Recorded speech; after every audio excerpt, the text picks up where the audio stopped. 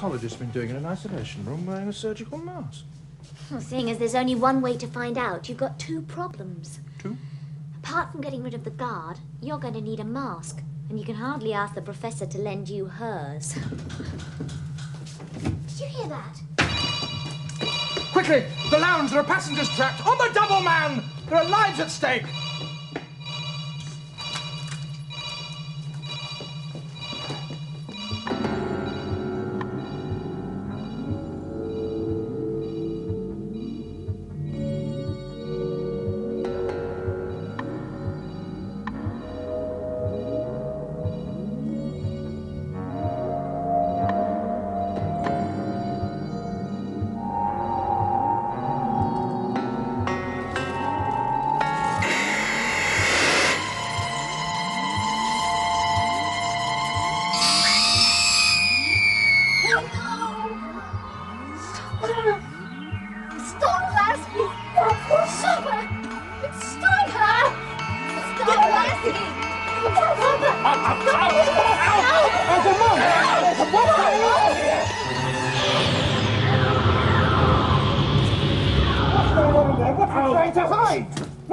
Stop mauling me!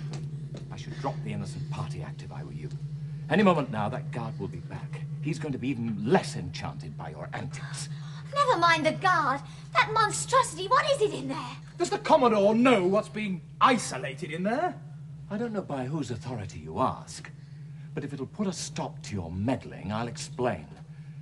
That monstrosity, as you call her, is my lab assistant, Ruth Baxter. We're taking her to Earth in the hope that we can reverse her condition. Our facilities on Moga were too primitive. But what happened? How did she get in that state? The experimental nature of our work entails some calculated risks. Calculated risks? Are you telling me that that sad travesty is a statistical possibility? The word should be criminal. Very well, perhaps I should have said unforeseen. But during a particularly delicate cross-fertilization, a speck of pollen penetrated a minute scratch on my assistant's thumb.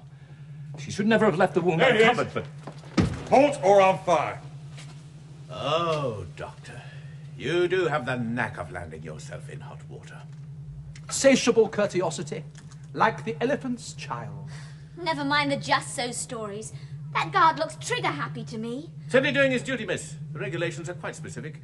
Anyone setting off a false alarm on an intergalactic liner is to be arrested forthwith. No need to quote the book. I can explain. Not to me, to the Commodore. He's expecting you. Take him. No, it's all right. I know the way. Doctor? That way. Yes, I know. It's that way.